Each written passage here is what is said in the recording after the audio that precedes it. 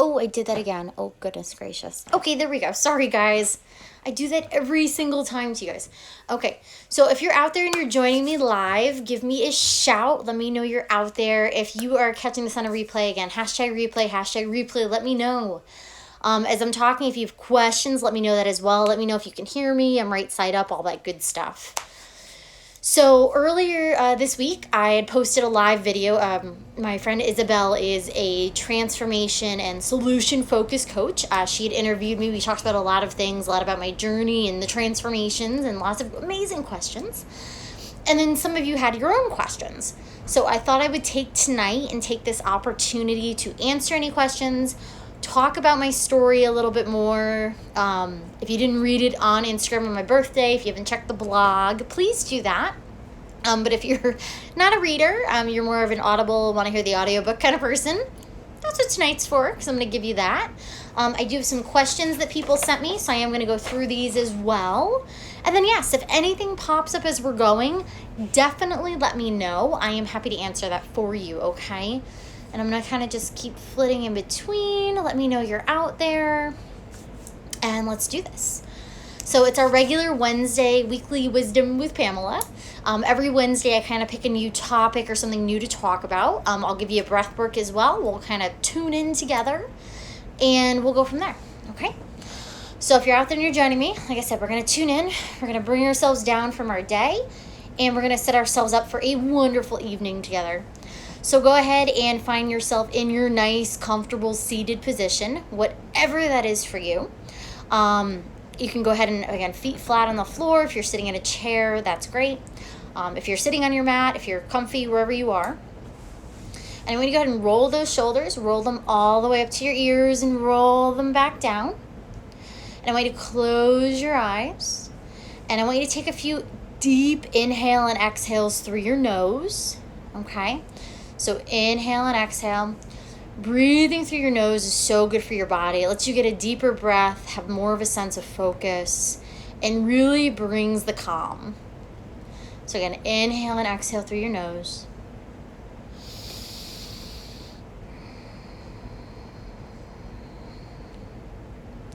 So for tonight, I thought we'd have some fun. I want to give you what's called an ujjayi breath. So basically the principle behind this is it's going to feel like you're drawing your breath across the back of your throat, so kind of in the back where that uvula is, because that's always a fun word to say.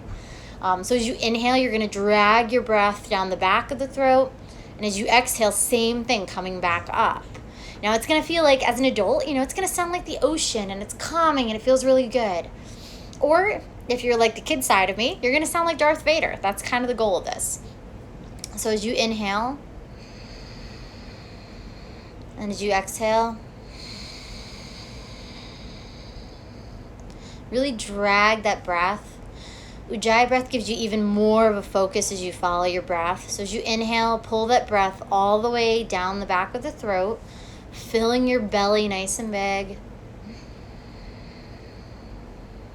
Opening up through each space, big into the solar plexus, all the way up through heart center. And then as you exhale all the way back down. Sending your breath all the way out the same way.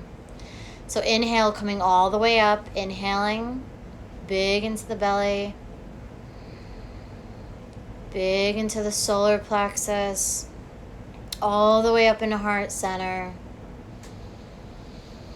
Then exhale all the way back down. So we're going to bring that ujjayi breath to our 3-part yogic breath. So a couple more times, inhaling big.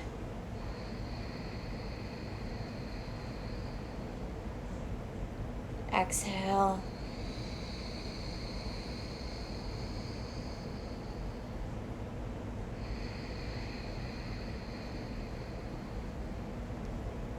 Just focus on the breath. If the mind wanders, and it will, just go ahead and label those thoughts as thinking and come back to your breath just a couple more times.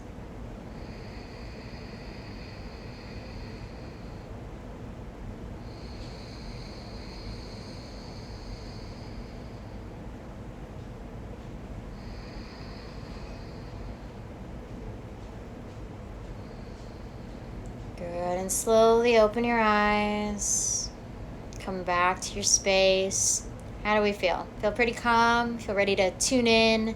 Feel ready to talk about a few things? Like I said, I got some really fun reviews for my video over the weekend with Isabella. Like I said, I do have some questions that people sent, so I am going to go through these here. And if you have questions as we're going, drop them in there. Like I said, I am open to answer anything. So tonight I'm going to talk about transformation. We're going to talk about healing. I'm going to share my story with you. So again, for those of you that either didn't read it on Instagram or go through my blog, if you're, again, more of the audiobook kind of person, this is for you. Okay? So, I guess where do I want to start? Okay, so I did have one person say that my move to Florida was kind of fun and my story of how I got my job. So I guess we can kind of backtrack a little bit. Okay. Oh, I'm seeing lots of people jump on. Oh my goodness, so exciting. Yeah, if you're out there, give me a shout. Let me know you're out there. Let me know what's going on. So my healing journey is an ongoing process. I don't think anybody ever stops their inner healing, but I think it takes some people longer to notice that they need to do it than others. Okay. So I guess how far back in time do we want to travel? So back the beginning of my story, I kind of started it with 10 years ago. That's kind of that rite of passage for most of us in the United States. You know, you're turning 18. I guess it's a little more than 10 years ago because I'm 31. So, you know, kind of between 18 and 21, you know, you're getting your freedom. You're an adult. You can start going out and start having fun. Well, some of us had too much fun. Basically, for me, I mean, I grew up in a household, lots of rules, lots of setups, and that's fine. It was great. So when I had the opportunity to go to college, I did. I was there about 2 years before I quit. My family was not super happy about that. Yeah, my parents... Well, see, my mother wasn't too super happy. My father was not upset. It was just more like, make sure you get a job, because he didn't go to college. You know, he always worked and was successful on that end. So I figured I'd kind of follow in his footsteps that way. But while I was at college, I started going out. I started drinking, started hanging out at bars, started doing all of that well before I should have been. Okay. And at the time, I was a very undiagnosed anxiety, depressive kind of person. I didn't know what those words were. Didn't know what they meant. But yeah, I was insecure. I was definitely had that arrogance of youth. Definitely thought I knew everything, and I'm sure we all had that chip on our shoulders at one point or another. Now, I ran into a lot of trouble when I was younger. Got into a lot of trouble for drinking. Totaled several cars. You know, changed career paths, tried different things, quit college. Things were very crazy. And I didn't know what I wanted. I didn't know what I wanted to do. I mean, you think about that. Like, when we get out of high school, it's one of those weird things. Like, you know, some countries send their kids into the military for a little while. Some of them send them into work. Some of them, you know, you take the time off and backpack and do things. Yeah, well, here... I mean, yeah, I guess unless you're going to work. And I know times are changing, but usually you go to college and you have to pick a major and kind of feel like you're deciding your whole life right then and there. Well, I thought I was going to be a music teacher, okay? I went to school as an oboe major, went for music education, thought I was going to be a music teacher. That didn't work out so well. Like I said, about a year and a half in, I decided I didn't like it, decided it wasn't what I thought it was going to be. I switched majors, took out more student loans, got myself in more debt, and then finally decided, this isn't working, I'm not going to do it anymore. So I left. I moved back in with my parents. And at this point, I'm like 20 years old. And it's kind of like, I've been going out. I've been doing things. I've had freedom. So now when you're under the roof and it's, well, you're under my roof. It's my rules. Okay, that's cool. Well, then I'm out. So after I got into some trouble for drinking, like I said, I was on my fourth car that I totaled. Yeah, so I really can't, if I ever have kids, can't get mad at them because it's going to take a lot, apparently. Hey, Alec. Hello. Thank you for joining me. So that was absolutely bananas. And then that's when I was teaching dance and teaching ballroom. So yes, I can dance. You name it, I can do it. So I can do all your waltzes and tangos and Latin and swing and all that fun stuff. And I can lead and I can follow. So very cool stuff. So that's another side of me we can talk about on another night. And then from there, I got the part-time job at the grocery store. So I was stocking shelves, which was fine. Didn't want to be a cashier, didn't want to do any of that. And then from there, I grew through my career with Stop and Shop. Part-time, full-time, eventually getting up to management, which was super cool. And that's when I had to quit dance because I couldn't juggle both. I couldn't do dance and do that, so not happening. And then I got sucked into a job that I really, really thought I wanted and that I pushed for and that I reached for until I decided that this isn't for me. I didn't like working 6 days a week and nights and weekends and holidays and crazy amounts of hours. I didn't like commuting over an hour from home. There was a lot of things that were making me very unhappy. You know, at the time, I had a boyfriend who I did love a lot. We shared a house, you know, and I barely got to see him, barely got to see my family. I had 2 small nephews, like all of these things. I was more working. I was more living to work than I was working to live. It was, you know, backwards. It didn't make sense. And that's the life of a workaholic. You just keep working and working and working for what? To retire when you're 65 and then you're too old to do anything? Like, that's how I feel about that. It doesn't make sense to me now for where I'm at. So now we're up until 2016, where I left my job at the grocery store. And then I took the new job selling truffles, the mushroom kind, so the good stuff. Working customer service there, all that kind of jazz. And then from there, that was when shit hit the fan. Okay? So, so that was December of 2016. Then I found out my boyfriend was having an affair. Found out quite a few other things happened there as well. So broke up with him, left my full-time stable job for a job I didn't know was going to work. Left the house I had been living in for almost 4 years. Moved into my own apartment that I had never had an apartment like that before. Had to buy furniture, had to do all these things. And somehow after, you know, all of this life survival stuff, I still had to mentally figure this out, okay? Because the whole thing was like one big mind fuck. So I quit my job, I changed jobs, and yeah, was it because I wasn't happy? Yes. Was it also to have more of time with my significant other? Yes. Was it to be able to do things? Yes. To get it all thrown in my face. So mentally and emotionally, I was not stable, okay? And by that time, I had gone to therapy. They tried to put me on meds, 2 different kinds, mind you, both of which basically turned me into a zombie, had me gain weight. They weren't helping me. And I'm not saying that therapy is not for everyone. I'm not a doctor. I'm not a therapist. I just know what works for me and what doesn't, and that did not work for me. Because I wouldn't do the meds, my therapy office wouldn't keep me, because I refused to do that because didn't think I needed to be medicated. And I didn't like who I was when I was on them. Like I said, I was like a zombie. It was horrible. You know, people out there will say, well, you have to figure out which kind. You have to get on it. You have to do this. It wasn't for me. It wasn't working for me. So, I'm seeing more people jumping on. Sweet deal. So, I got out of that. Left all of that. So, now we're in 2017. My whole life is upside down. I am not eating. Okay? I'm not sleeping well. I'm lucky I can drag myself out of bed. Hey, Nicole. Yes, that is insane.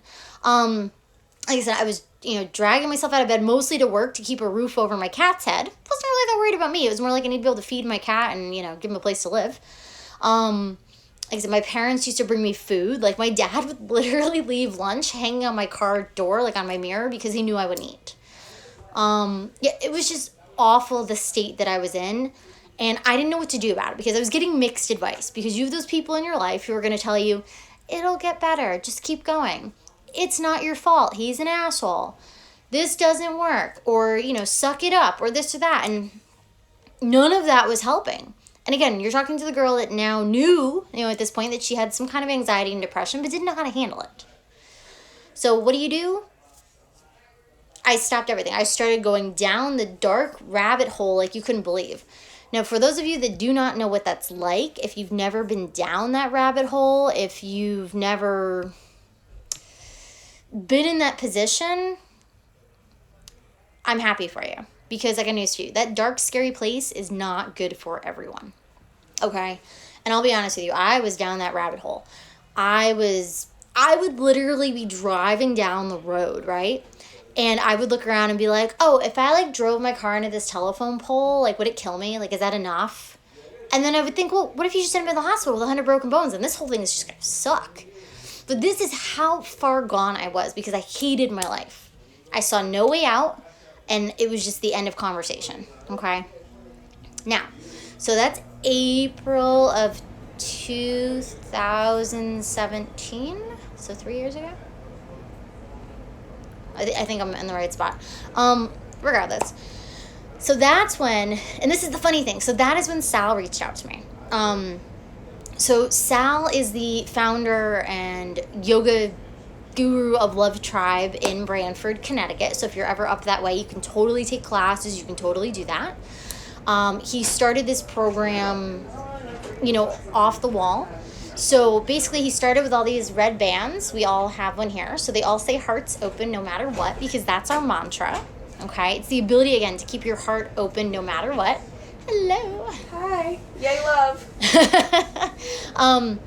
And I had friended him on Facebook like 5 years before this. Because you know how you friend people on Facebook and then you never talk to them? And it's just one of those things, like you just have all these friends? Well, that's exactly what happened. So I friended him on Facebook. He sent me the bands, and then it was like out of sight, out of mind. Yes, I went through everything I went through for that 4.5 years of, like I said, relationship, job changes, all the craziness, and never in my mind did hearts open no matter what ever come back to my head. So flash forward, again, we're in April 2017. He reaches out to me. He had seen some of my posts on Facebook that got really dark. So let me just mind you, my dark post, my family didn't reach out to me. People that have known me didn't reach out to me. Apparently they just thought those were normal posts. It was me reaching out for help, my cry for help. But that's what happened. So he reached out to me. Hey, Mel, how are you? Well, now I've got two Mels. So I have Melissa and I have Mel. So he had reached out to me, and he was like, are you okay? Your posts seem a little dark. So I word vomited to this stranger, right? Because sometimes that's what we do. We need, I've got my two Mels there. If you didn't notice, that's so funny. So I word vomited. I threw all this out there. I put it out there to this person I didn't even know, and it was like a relief. And that was when he suggested that I come to what's called life recovery yoga, something that I firmly believe in and will continue to advocate for and teach if possible. So life recovery yoga, the principle behind it is it's 45 minutes of a gentle flow yoga that anybody can do, okay? And then it's followed by 45 minutes of an open share, because the yoga releases tensions in the body. It releases resistance. It gives you a way to kind of melt all that away. And then the sharing portion is your chance to let it up and out. So everything that's come up, everything you're feeling, feel your feels, and it was great. So that's that. So I went to my first yoga class, and that was where my life changed. And this is why now I teach yoga. This is why I coach. This is what I want, because everyone should feel that immediate feeling their first class. Okay? I walked out of there with a new sense of life. I had no idea that this was going to change my life. Like I said, I had tried everything. I tried listening to everybody, and nothing was working. By just being able to move my body and breathe and stretch and release, like I said, these tensions and resistance and traumas and dramas and all this stuff, it opened up a whole new space in my body, a whole new space in my heart. It was amazing. And then for quite a long time, I didn't share. I listened at the open share points where people shared their stories. I came to realize I wasn't alone. I wasn't the only one. And it blew my mind, okay? And I kept going. And I kept going back and back. And I stayed in this community because it was a huge support system. It was a way for me to learn. I took my yoga teacher training because of it. Sal got me into that. And like I said, that was my first experience teaching yoga. And that was when I realized I loved doing this. My first couple times I taught was a little scary. I taught the week he went on vacation. It was like the week after teacher training got done. And he asked me to cover for him. And I was freaking out because, like I said, I never shared. I never talked in class. I didn't know what people were going to think. But then it came down to this community was now my family. These are people who did support me, even if they didn't know me. It was so different. So I taught the first couple of classes. People enjoyed it. I enjoyed it. And then I started trading off nights with Sal, and I kept going, and I took more yoga teacher training, and so I got my Kundalini training. I did some yin yoga teacher training. There were so many things that we went through. I started getting out of my shell at that point. So like I said, I was doing better at work. I was starting to make more friends, real friends that were my friends, okay? I was working out more. I started going on trips. I went to the Bahamas by myself. I went to the yoga retreat in Vermont by myself. I started doing things that I hadn't done in so long. And it was amazing, okay? And then it was a little over a year ago that I moved to Florida. So I'd gotten to a point where Connecticut just was not doing it for me anymore. So no offense to anybody who's still up there. It just wasn't working out well for me. It was pretty much a dead zone, okay? Like I said, I love my yoga community, but that was about it. I mean, like I said, work was kind of a dead end. It was cold. It snowed. I didn't, have a lot of, friends. There was nothing there for me. My heart wasn't in it. So I had gone that February down to Florida. I visited my dad when he was on vacation. My stepmom and I went down for the weekend. And I fell in love with the area. It was amazing, okay? And then I went back up north. And this was my first attempt at manifesting. But I didn't know I was manifesting. So I just kept thinking, I want to move there. It's amazing. It's warm. People are nice. There's health and wellness. I can do all of these things. I just started my own business. I'm teaching yoga and I'm coaching women on their own holistic lifestyle journeys, giving them ways to feel better and do their processes so they can heal from the inside out. And I was ready for a change. So I knew I needed a day job. I wasn't ready to take my business full blown yet. I knew I needed a place to live because that's what I do. I'm a planner. I don't know about you, but I am a planner. So I wasn't just going to move and hope for the best. So I applied for jobs on Indeed and different places, and everybody was like, if you want a job, you have to come down here so we can interview. You have to come down here. I'm like, I wasn't going to fly down here 400 times for something I didn't know was going to work. So that's when I randomly applied to this job on Craigslist. There was an ad, so I applied, and I got an email back saying, I like your resume, let's interview you. Well, same deal. I don't live there. So we did a FaceTime interview. I was talking to my boss and his wife, and they're talking about the job and how there's the yoga studios and other things going on. Even, they're trying to hire me there, but it was, it was one of those things. It was so much fun. Took me around the office on FaceTime to show me the actual office, so I knew it wasn't a scam. And basically told me, if you can be down here in 60 days, the job is yours. And that's what happened. I took the job. I found a realtor online. That was when I was part of BNI, so Business Networking International. Met her. She was amazing. Amy's flipping great. If you're in Florida and need a realtor, she's awesome. And she sent me all these different pictures of apartments. So I picked out 10 before I came down. So I sold all of my stuff, got out of my apartment, left everything, and just, packed everything into my car. And my dad and I drove down. And that was it. My whole life was inside of my SUV. So I don't know how much stuff you have in your house. If you think about your furniture and your clothes and dishes and you name it. But yeah, I sold everything. Like I said, one carload. That was it. And as of right now, my whole life can still fit back inside of my SUV if needed. So minimalism is a good thing. We could talk more about that if you've got questions. It's the best feeling ever. It's liberating. So we drove down, and I stayed at my dad's for 2 weeks while I went apartment hunting, found a place, started the new job, and voila, I've been here a year. I found Pause. That's where I'm at now. Loving kratom and kava. If you've never tried that, again, probably a conversation for another night, but happy to answer your questions. So I'm drinking that. That is a good time. I've gone vegan in the last couple months, so I transitioned into that. Basically, I ate all the bad stuff, or not bad stuff, but not vegan stuff in my house. I'm just not buying it again, and now I'm buying vegan things. Yeah, right? So Jackie says, yeah, it sounds familiar. I moved within about 2 weeks from getting my job offer. Exactly, but that's what happens with life. Things happen to us for a reason. So that gets kind of back to my big topic for tonight, which is on transformation and healing. Things happen to us for a reason. So I've talked to people where, they say, well, I regret doing this, and if I could go back to high school, and if I could do...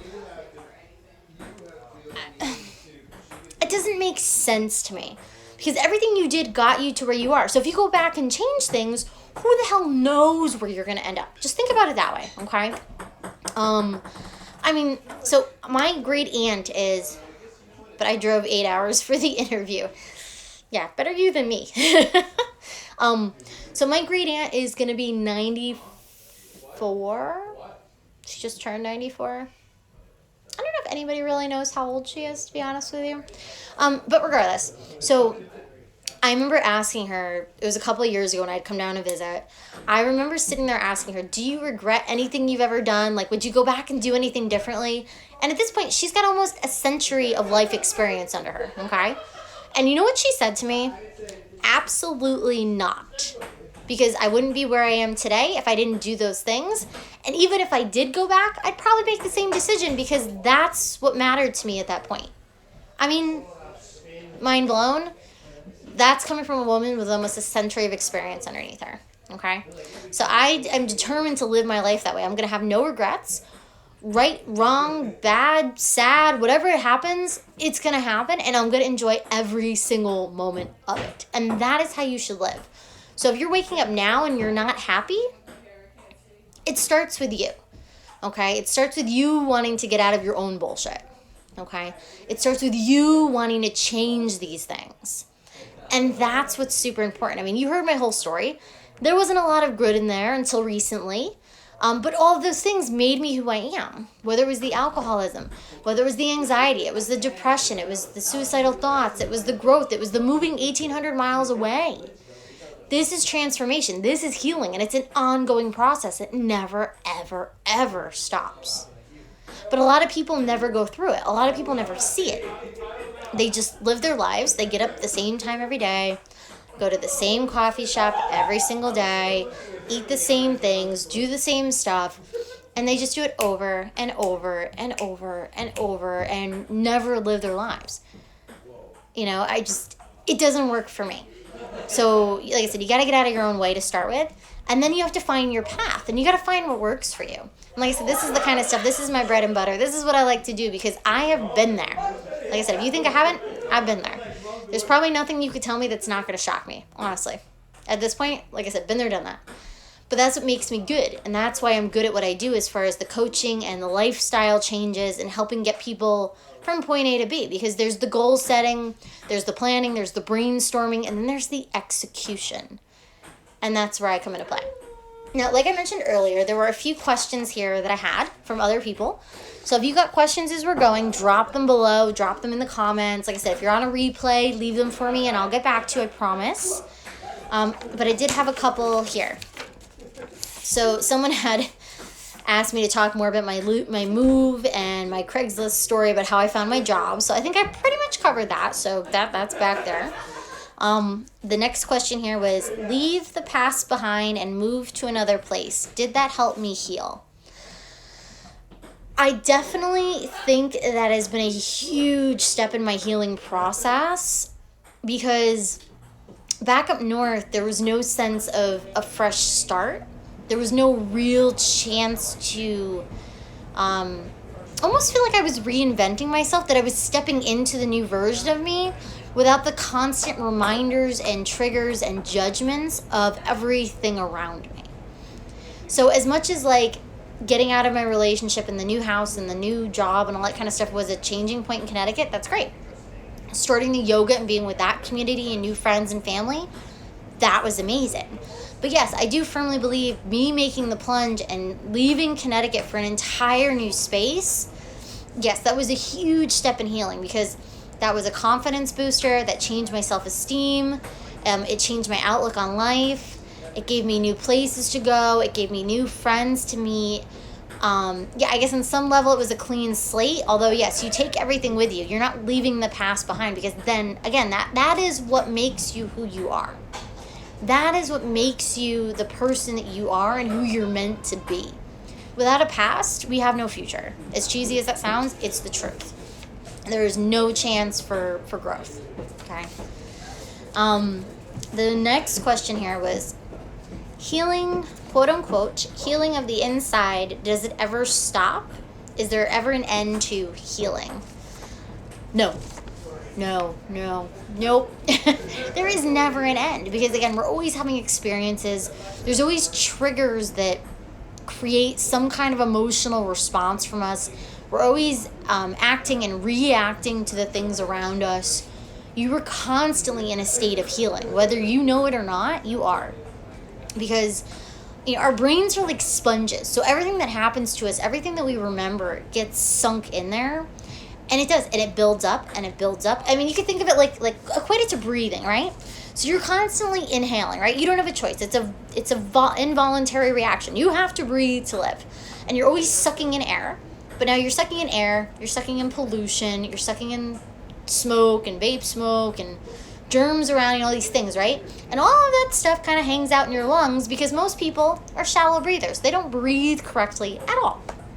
And it just sits there, and it sits there. The same way that your experiences and your memories and everything that happens to you sits in your body, okay? It sits in your shoulders and in your back, and it just builds up until it gets to a point, right? And then you have to release it. And when that happens, you can do it one of two ways. Yeah, you can be in, like I said, you're always in that constant state of healing, but it's how you choose to heal from the inside. So you can be one of those people that just continues to bury it, and then you get moody, and you get upset, and then you get testy, and then people just don't want to be around you, and you'll blame it on the time of the month, or Mercury retrograde, or whatever. Again, choose your excuses. That's cool. Or you can continue to heal. You can do the breath work and the meditation and let stuff just come up and out.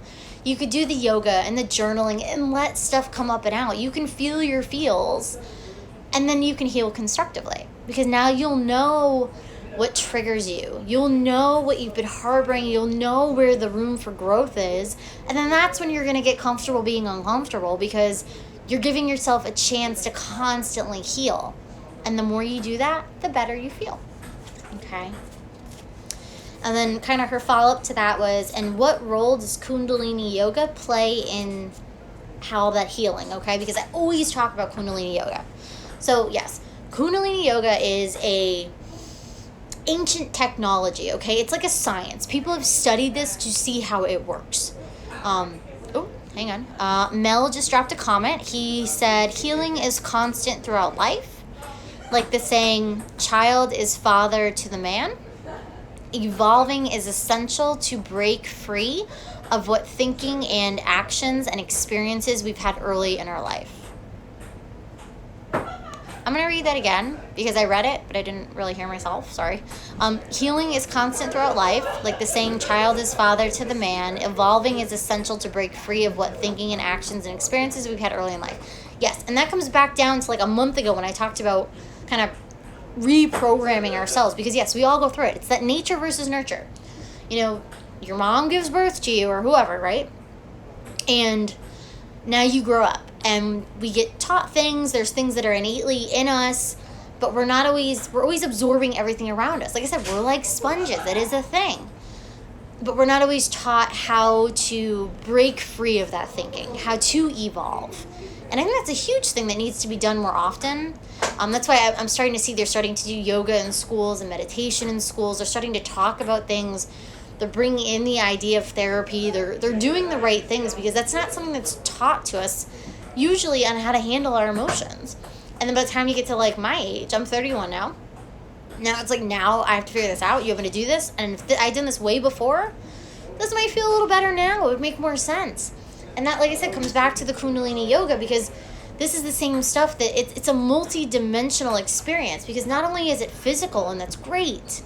Like I said, you're releasing tensions and you're releasing these pockets of space, and you're allowing your body to move. You know, move a muscle, change a thought. But yeah, you're triggering your emotional responses, you're triggering your mental responses, and the spiritual side.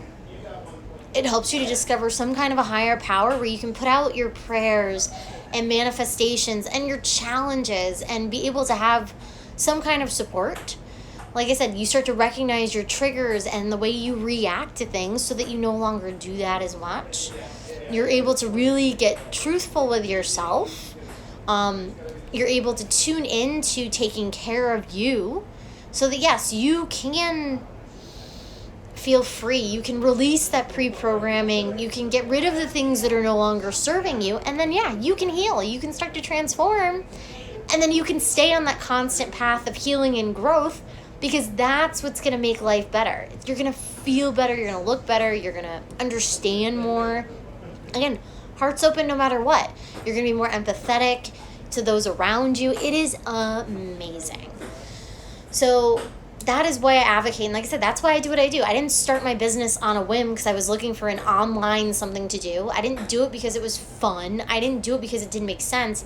I did it because I wanted to help others going through the same things that I am. Okay? I wanted to help others grow through what they're going through. Because everybody needs a support system. Everybody needs a community. Everybody needs a boost. And there's not a lot of that out there. Like I said, my coaching is kind of styled off my background, off the Kundalini and the life recovery. Like I said, not only do I teach yoga, so this way, yeah, you can move your body and get in touch with you and, feel comfortable and, get to know yourself more. But it's also a focus on the mindset. Like I said, the emotional and the mental, okay? You're building your confidence and your self-esteem and your willpower and your discipline in a good way. You're showing yourself how much you care about you. You're building the self-trust and the self-respect that you probably don't have right now. If you're feeling anything like I was when I was anxious and depressed and just in a dark place, you need to build that. And that's a lot of something that I've noticed that, as we grow up, like I said, Mel was talking about being, back when. If you really think about it, like I said, you look at how we are now. People teach us these things. They take away those beliefs that we had. Even think about like when you were a kid, and you had no fear. You had no sense of fear, right? You would just do things. Like you'd go running, you'd jump right in that pool, you'd eat whatever food it was. You had no sense of fear. When did that fear start to get into your body? When people started to tell you no, or your parent freaked out, or they would say something to scare you, like the boogeyman, okay? We're not born with that, okay? We're not born with low self-esteem. We're not born with hatred. We're not born with all that dark energy, okay? We're born as small children and light and love and the good stuff. And when we're taught the not so good stuff, that's what changes things. So like I said, people can, when they say things, they don't always think. So like for me with anxiety and depression, I was super self-conscious, okay? I saw myself as this ugly duckling. Like physically, I was not pretty. I wasn't the cheerleader. I wasn't the prom queen.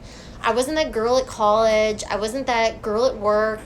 I always had this super low self-esteem. I really didn't see myself as, being successful. I didn't see myself as confident. I didn't see myself as strong. And then, yeah, I'd go through phases of wondering what everybody was thinking. Are they judging me? Are they looking at me? I walk in a room. Of course they're looking at me. Oh my God, everybody hates me. That's the insecure, anxiety-riddled thoughts.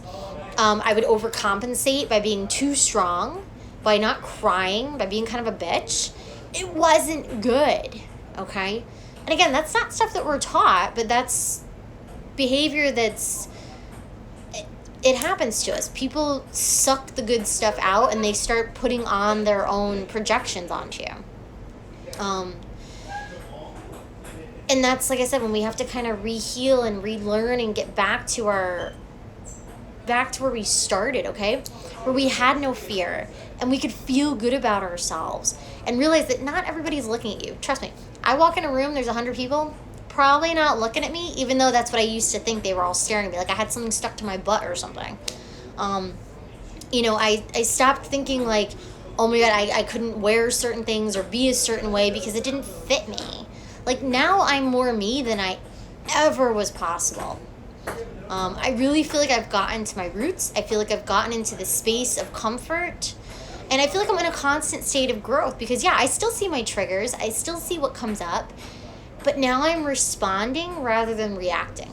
The stuff doesn't have a hold on me like it used to. I have the abilities and I have the tools to be the person that I am now.